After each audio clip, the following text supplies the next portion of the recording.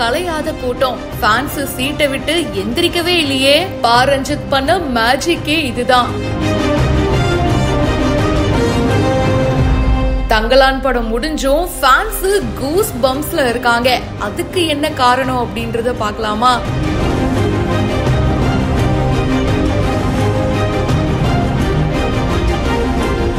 ரஞ்சித்துடைய இயக்கத்துல தங்கலான் படம் நேத்து ரிலீஸ் ஆச்சு. சோ ரிலீஸ் ஆனதுல இருந்து சோசியல் மீடியாலயும் படத்தை பத்தி நிறைய விஷயங்கள் பேசிட்டு இருக்காங்க. முக்கியமா ஒண்ணுங்க, படம் முடிஞ்சதுக்கு அப்புறமாவும் ஃபேன்ஸ் சீட்டை விட்டு எந்திரிக்கவே இல்ல, அப்படியே ஸ்கிரீனை பார்த்துக்கிட்டே இருக்காங்க. எல்லாருக்குமே அந்த கூஸ் பம்ப்ஸ் மொமெண்ட் அப்படின்றது வந்திருக்கு. ச்சே, எப்படி பண்ணிட்டாருப்பா லாஸ்ட்ல அப்படின்னு நிறைய பேர் அதை பாராட்டிட்டும் இருக்காங்க. நாம் வெல்லலாம், வான்வீதியில் கால் வைக்கலாம், பூலோகமே பேர் சொல்லலாம், சாகாமலே நாம் வாழலாம்.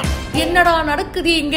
படம் பார்த்தவங்களுக்கு ஓகே, ஆனா பார்க்காதவங்களுக்கு ஒரு கொஸ்டின் மார்க் இருக்குல்ல. நேத்துல இருந்து வேற இந்த மாதிரி பல வீடியோஸ் வைரலா போயிட்டு இருந்தது. அதாவது படம் முடிஞ்சிட்டு வேற ஏதோ ஒரு விஷயத்த போடுறாங்க. அண்ட் அதுக்காக ஒவ்வொரு ரசிகரும் பாத்தீங்கன்னா படம் முடிஞ்சிடுச்சுன்னு சொல்லி சீட்டை விட்டு கூட எந்திரிக்கலங்க, அப்படியே உட்காந்து பாத்துக்கிட்டே இருக்காங்க. அது என்னன்னா, உண்மையிலேயே தங்கத்தை எடுக்க போன தமிழர்களுடைய ரியல் போட்டோஸ் தாங்க போட்டிருக்காங்க.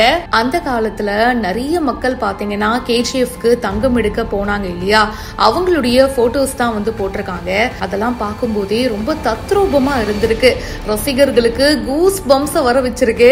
சோ அதனாலதான் படம் முடிஞ்சும் பாத்தீங்கன்னா நிறைய ஃபேன்ஸ் அந்த சீனை முழுசா பார்த்துட்டு தான் கிளம்பி இருக்காங்க. இந்த விஷயம் இப்ப சோசியல் மீடியால வைரலா ஷேர் ஆயிட்டு இருக்கு. நீங்க சொல்லுங்க, தங்கலான் படம் பாத்துட்டீங்களா? உங்களுக்கு எந்த அளவுக்கு ரொம்ப பிடிச்சிருந்தது? கமெண்ட் பாக்ஸ்ல மறக்காம மென்ஷன் பண்ணுங்க.